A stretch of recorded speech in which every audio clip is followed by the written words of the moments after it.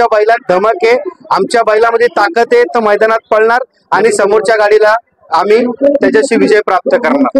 आज माझा भुंगा पळतोय, किती दिवस पळणार, उद्या त्याला कधी ना कधी हार पत्करायचीच आहे। कधी येणाऱ्या काळात जर पावसाने आमची साथ दिली तर 100% आपण महाराष्ट्राला अपेक्षित जी गाडी आहे ती गाडी बघायला प्रेक्षकांना भेटेल। बघा, सावकार ग्रुप हा कधी संपणारा नाहीये। जोपर्यंत रामदास पाटील ची 2 मुलं जिवंत आहेत, सुरेंद्र पाटील, मिलिंद पाटील, तोपर्यंत सावकार ग्रुप आणि स्वर्गवासी रामदास शंकर पाटील हा प्रत्येक अड्ड्यामध्ये हा नाव लोकांच्या कानावरती पडल्याशिवाय राहणार नाही। हा तुमच्या युट्यूबवर मी शब्द देतो। पण निंबाळकर सरांना मी एकच सांगेल, सर हा बैलगाडीचं क्षेत्र आहे, ह्या बैलगाडीच्या क्षेत्रामध्ये तोंड कमी चालवायचं आणि नियोजन चांगलं करायचं। तोंड चालवल्यानंतर नियोजन तुटतं आणि शांत बसून नियोजन केलं तर सक्सेस होतो।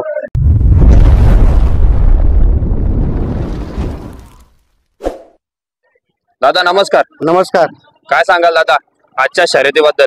आज तर आनंद होतोय का पावसाने आम्हाला साथ दिली आणि आमच्या भुंगाचा पुन्हा एकदा मैदानामध्ये गुलाल झाला। आज खिडकालीला मोठा मैदान होता, पावसामुळे तो मैदान रद्द जाऊन पाटगाववाल्यांचा मैदान आज ठेवला होता। चांगलं नियोजन आणि व्यवस्थित सगळ्या गोष्टीचं नियोजन त्यांनी केलंय, त्या कमिटीचं मी अभिनंदनही करेल। सुंदर असं सगळ्या आणि मुंबईचे टॉपचे बैल आज इथे पाटगावला पळायला आलेत।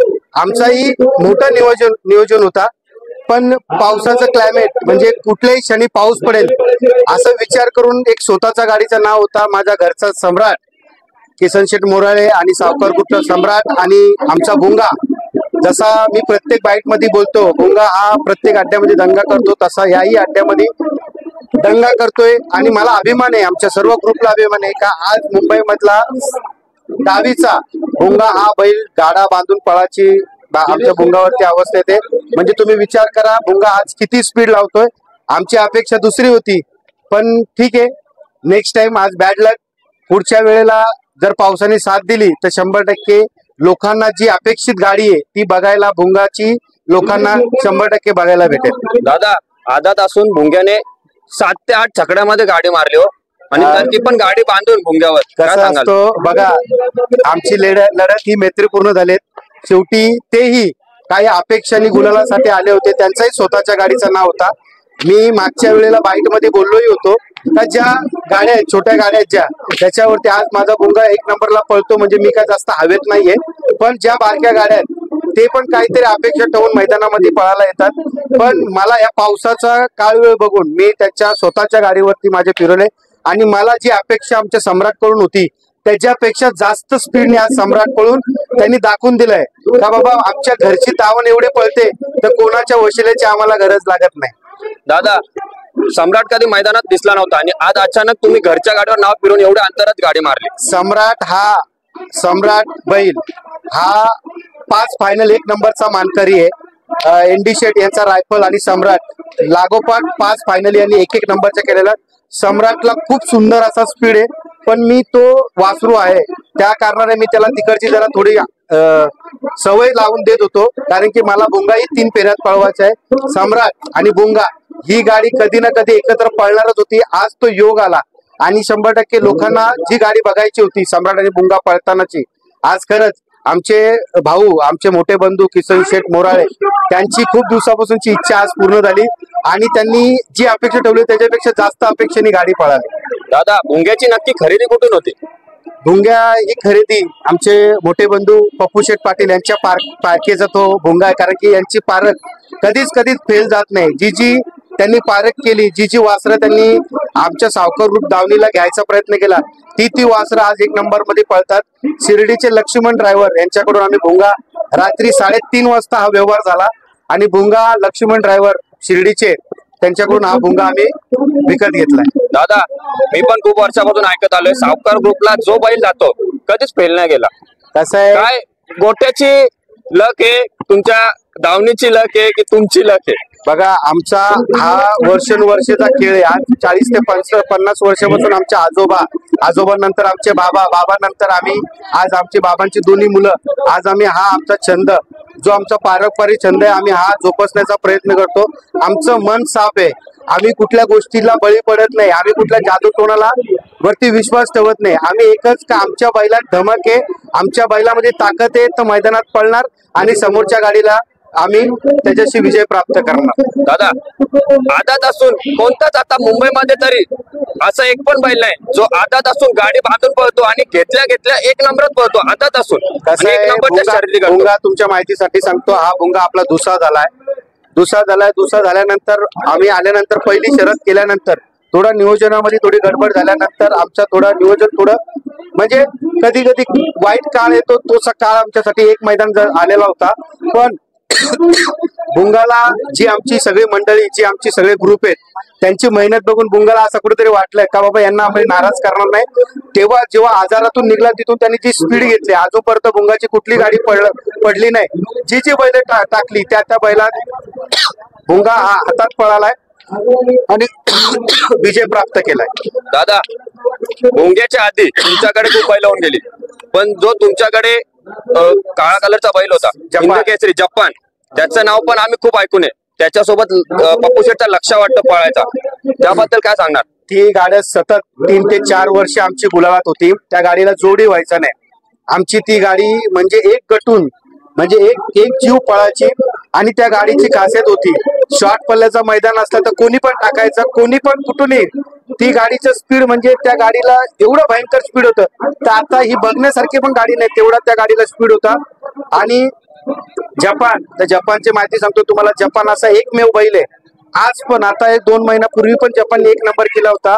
मोठ्या लक्षामध्ये पळणारा एकमेव जपान 15 वर्ष झाली आजही पळतो आणि त्याच ताकदीने पळतोय. त्याचा वय झालं त्याच्यामुळे आम्ही त्याला जरा स्टॉप केलंय, पण 2 महिन्यापूर्वी त्यांनी 1 नंबर करून आम्हाला दाखवून दिलं का मी कुठं कमी नाहीये, पण आम्ही त्याच्या वयानुसार त्याला जरा बंद ठेवलाय. दादा मुंबईमध्ये जो येतो तो सांगतो मी 4 वर्षापासून किंग आहे, 5 वर्षापासून किंग आहे, पण तुमच्या जपान आणि लक्षाची जी गाडी पळायची, तुम्ही पहिले फेरा टाकायचे आणि बिंदास नाव द्यायचे, पण आतापर्यंत असं कोणीच नाही करू शकलं की पहिले फेरा टाकून बिंदास बोलाल त्या रकमेवर आणि बोलाल त्या साईडने नाव द्यायचे.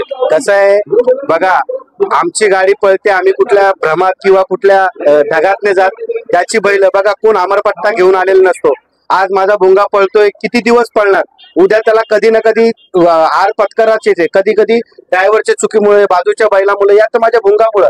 कसं आहे, मी प्रत्येक शर्यत जिंकण्यासाठी नाही आलोय आणि प्रत्येकचा बैल पळतो आणि प्रत्येकाबरोबर आपण शर्यत केली पाहिजे मैत्रीपूर्ण. तर दादा आज एवढ्या अंतरात शर्यत जिंकली, ड्रायव्हर कोण होता आणि ड्रायव्हर बद्दल काय सांगा? आज तुमच्या युट्यूब मार्फत सांगतो, आज पंकज ड्रायव्हर याला आमच्या सर्व ग्रुप तर्फे वाढदिवसाच्या हार्दिक शुभेच्छा. त्यांच्या वाढदिवसानिमित्तच हीच गाडी पळाली आणि पंकज ड्रायव्हरच भुंगाचं नियोजन करतो आणि तो साकलतो आणि त्याची आज खरंच त्याला अभिनंदन करेल मी. तो मला प्रत्येक शर्तीला बोलत असतो, दादा तू टेन्शन घेऊ नको, मी माझ्या पद्धतीने आखलतो.